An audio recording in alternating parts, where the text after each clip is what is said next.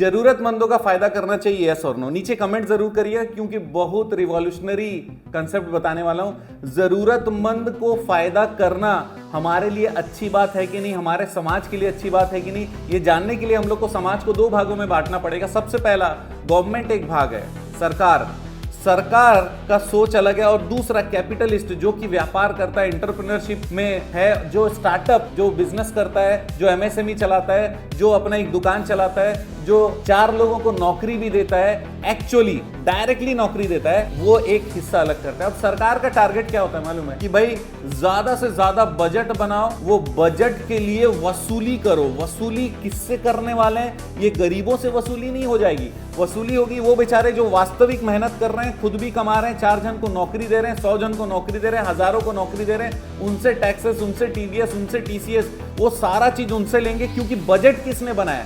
Budget ये सरकार ने बनाया है कि भाई मुझे ये चीज करना है, जरूरतमंदों के लिए करना है, और वो सारा चीज हम लोग चाहते हैं कि जो पैसा कमा रहा है उससे हम लोग छीन ले। अब पैसे वाले से छीन के जब बजट का पैसा जुगाड़ करते हैं, अच्छा पैसे वालों से नहीं होता तो उधार लेके लाते हैं, क्योंकि उन्होंने सोचा कि इस साल में $500 बिलियन का बजट अपने देश में खर्चा करने वाला हूं। अब अगर वो कम पड़े देश से तो बाहर से भी उधारी मंगा लेंगे, वर्ल्ड बैंक से। लेकिन ये जैसे पैसा आ जाएगा उसको इफराद बांटना शुरू कर देंगे, उसमें कोई ड्यू डिलीजेंस होगा नहीं। भाई रोड कितने का बन रहा है? बोले 100 रुपए का, चलो 200 कर लो, 100 रुपए अंदर। ऐसा माइंडसेट लेकर नेता लोग बैठे हुए, मैं नहीं कह रहा हूं सारे लोग। तो क्या हो गया? गवर्नमेंट का सोच ये है कि सबसे पहली बात फंड जुगाड़ किया, छीना, उसके बाद में वो एलोकेट कर दिया। अब एलोकेट करने के बाद में किसी भी तरीके से फंड को उड़ाना है, क्योंकि इस साल अगर आपने पूरा पैसा खर्चा नहीं किया, अगले साल आपको बजट के लिए पैसा मिलेगा नहीं। इसका मतलब पैसा खर्चा करने का अंधा दौड़ कौन कर रहा है? गवर्नमेंट कर रहा है, राइट? अब गवर्नमेंट जो पैसा खर्चा कर रहा है वो जरूरतमंदों के नाम पे ले तो रहा है, लेकिन जरूरतमंदों को उसका कितना फायदा पहुंच रहा है उससे उनको कोई खासा मतलब है नहीं। अब इस तरफ आते हैं जो कैपिटलिस्ट लोग हैं, जो एंटरप्रेन्योर लोग हैं, इन लोगों की बात सुनते हैं।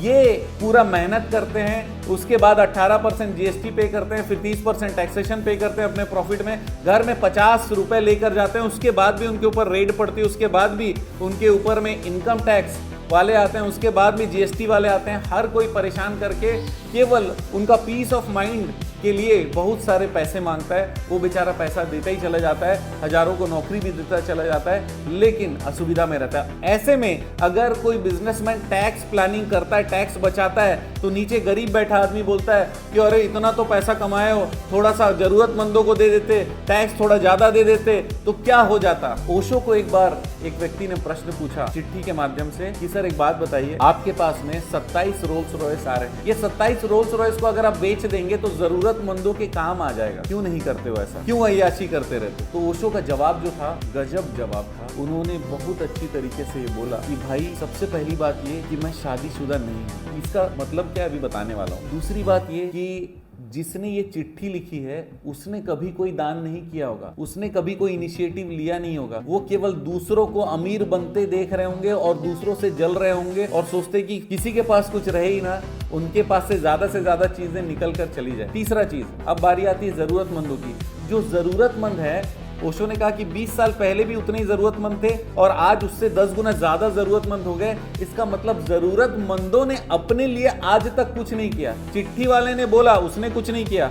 मुझे कहा, मैं तो उनको चलो ज्ञान दे रहा हूं ताकि वो अपने जीवन को अच्छे से जी ले, लेकिन वो जी नहीं रहे हैं। वो और जरूरतमंदों को पैदा कर रहे हैं, अपने घर में बढ़ा रहे हैं, अपना स्किल नहीं बढ़ा रहे, अपना सोच नहीं बढ़ा रहे हैं, अपने आप को बड़ा करने का कोई तरीका नहीं निकाल रहे हैं। वो किसी भी तरीके से ज्यादा मेहनत करने में इंटरेस्टेड नहीं है। वो गवर्नमेंट और दूसरे फैसिलिटीज कैसे फ्री में मिल जाए उस चीज में वो लगे हुए हैं। जरूरतमंद बने रहना, जैसे वो दूसरों पे एहसान कर रहे हैं जरूरतमंद बन के। जितना ज्यादा जरूरतमंद बढ़ेंगे, सरकार उनके लिए कुछ करेगी। जितना ज्यादा जरूरतमंद होंगे, अमीर लोग अपने बच्चों के जन्मदिन पे और अपने जन्मदिन पे जाकर सबको दान करेंगे।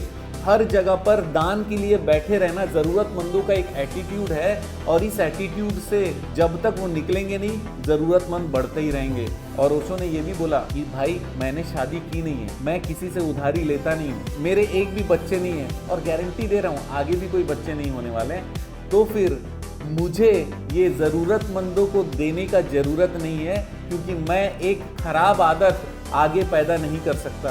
अगर सच में आप किसी जरूरतमंद का मदद करना चाहते हो तो उसको स्किल सिखाने का प्रयास करो, वो अपने तरीके से कैसे काम करे वो सिखाने का प्रयास करो, या उसकी मानसिकता को बदलने का प्रयास करो।